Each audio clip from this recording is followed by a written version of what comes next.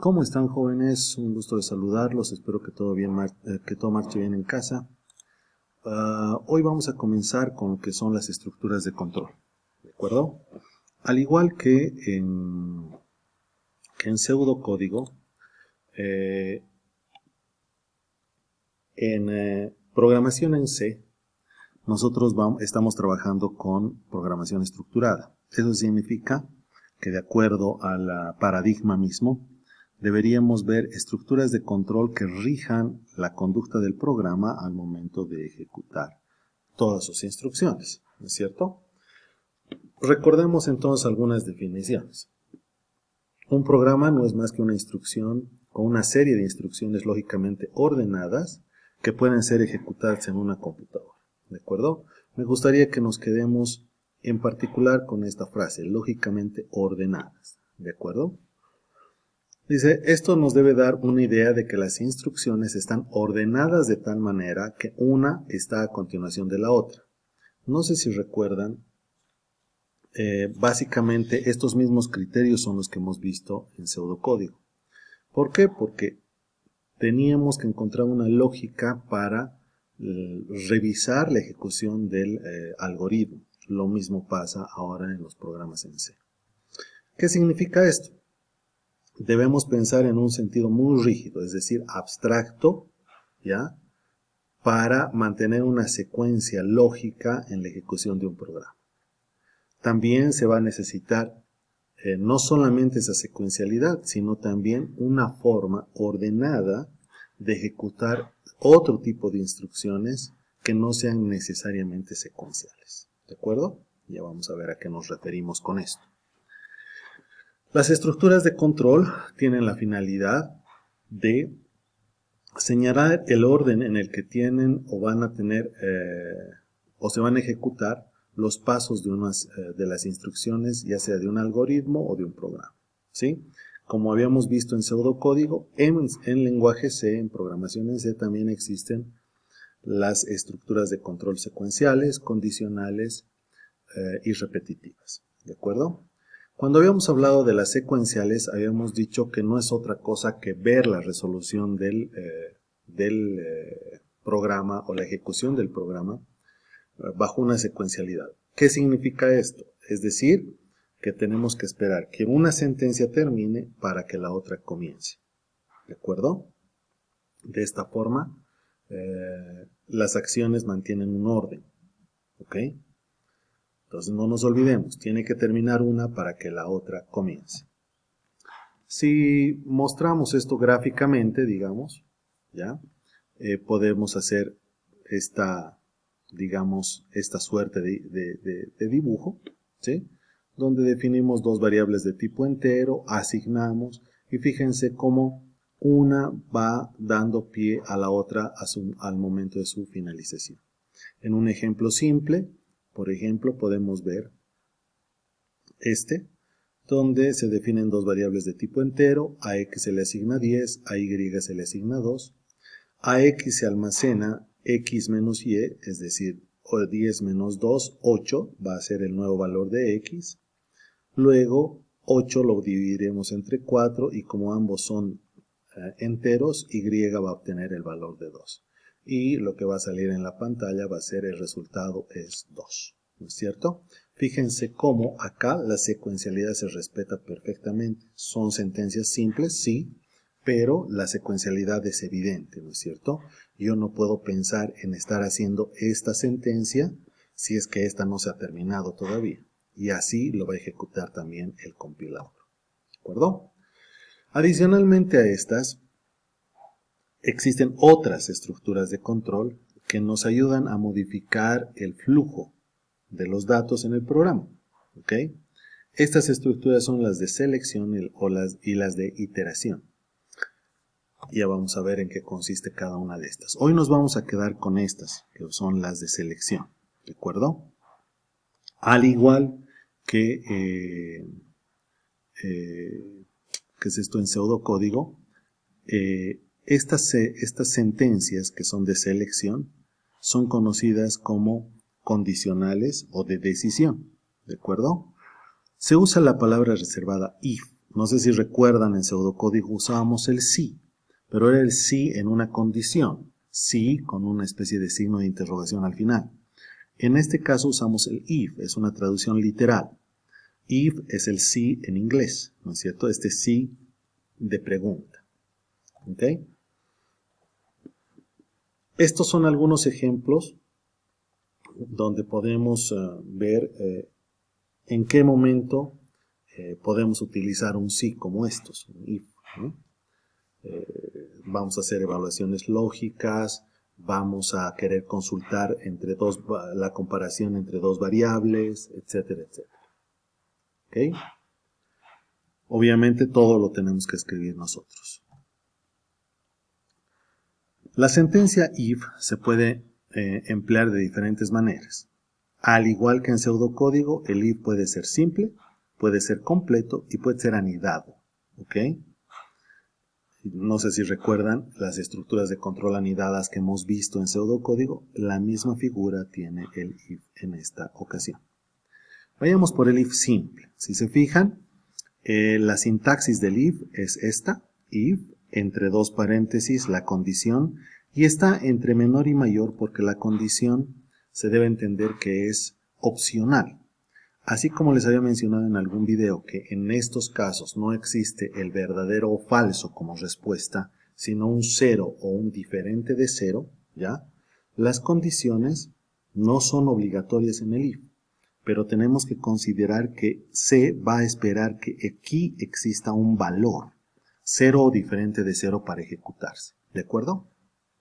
La sintaxis oficial es esta: if, condición, cierro los paréntesis, y una instrucción con un punto y coma al final. ¿Ok? Esa es la sintaxis oficial. Pero la que más se utiliza es esta: if, condición, corchete para abrir bloque de sentencias o de instrucciones y corchete para cerrar. Todas las instrucciones del 1 al n terminadas en punto y coma. ¿De acuerdo? Aquí quiero hacerles una aclaración muy importante. Si ustedes han visto, existen sentencias vacías. ¿Qué es una sentencia vacía en C? Es un punto y coma. Así de sencillo. Un punto y coma que se haya quedado por ahí. C no nos va a dar error porque va a considerar que es una sentencia de C. ¿Ok? Obviamente no hace nada, pero es una sentencia. Ahora, una sentencia vacía que yo concatene al if, por ejemplo, if, condición, punto y coma, por ejemplo, y lo cierre ahí, me puede ocasionar un error. Ya vamos a ver cómo. ¿De acuerdo? Entonces tenemos que pensar que idealmente nosotros, para darnos cuenta de dónde a dónde va el if, sería ideal que nos acostumbremos a utilizar las llavecitas. ¿Ok? En una forma, digamos, más gráfica, la línea de control llega hasta la condición y evalúa si es verdadero o falso. Si es verdadero, ejecuta la instrucción, y si es falso, termina. ¿Ok? No hay repetición, no hay una vuelta, no hay ciclo, no hay iteración. En este caso, la selección es secuencial. ¿Ok? Este es un ejemplo. ¿Ok?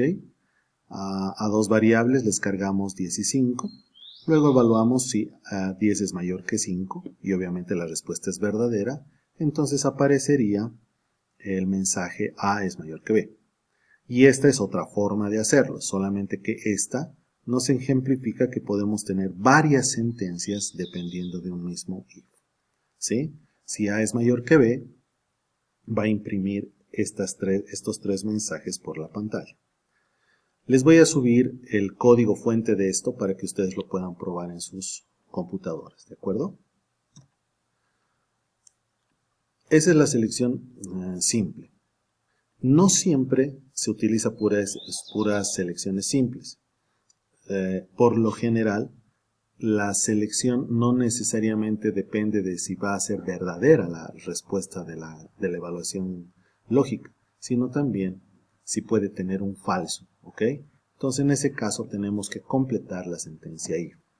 La sintaxis para completar la sentencia es esta: if, condición, bloque, cierro el bloque del if, else, que es en inglés caso contrario, digamos, o el si no, y el bloque de códigos que pertenecen al else. En este sentido, el flujo de control llega hasta la condición, puede ser verdadera o falsa. Si es verdadera, ejecuta el bloque de las sentencias propias del if y termina.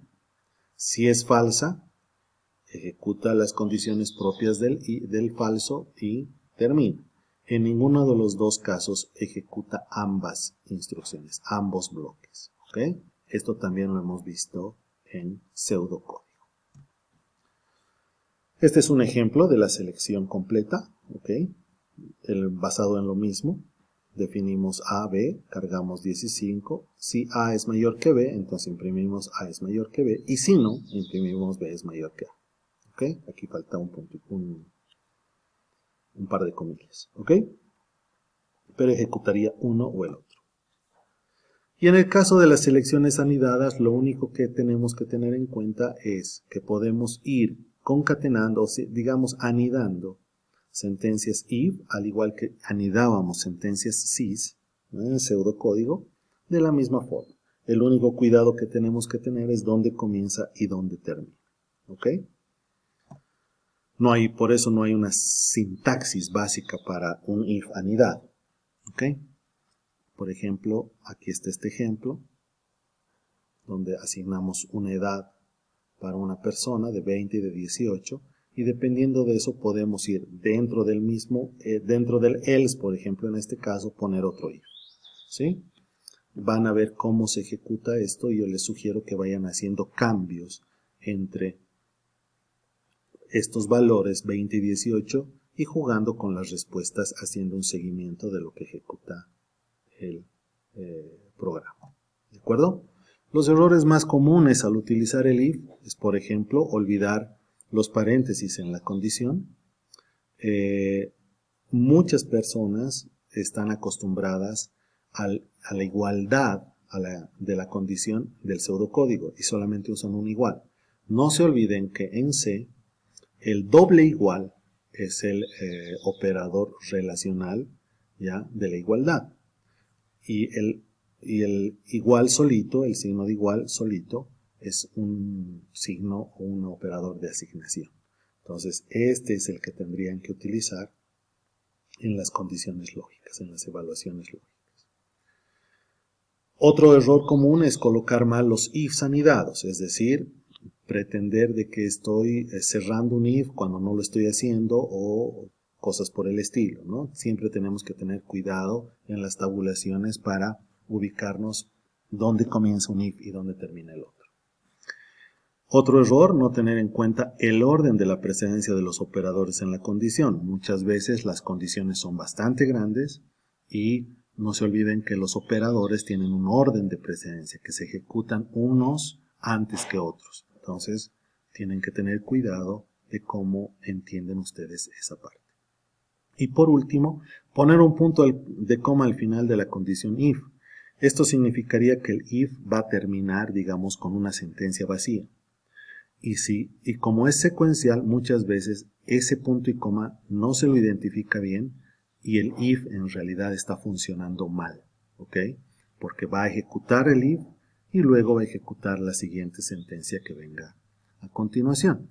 Entonces parecería que está funcionando bien, pero en realidad se está ejecutando erróneamente porque esa sentencia no es parte del if, ¿sí?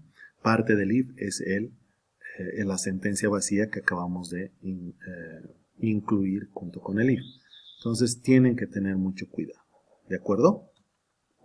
Les voy a subir los ejemplos de esta presentación, de este video, a la plataforma para que ustedes los copien y los prueben junto conmigo.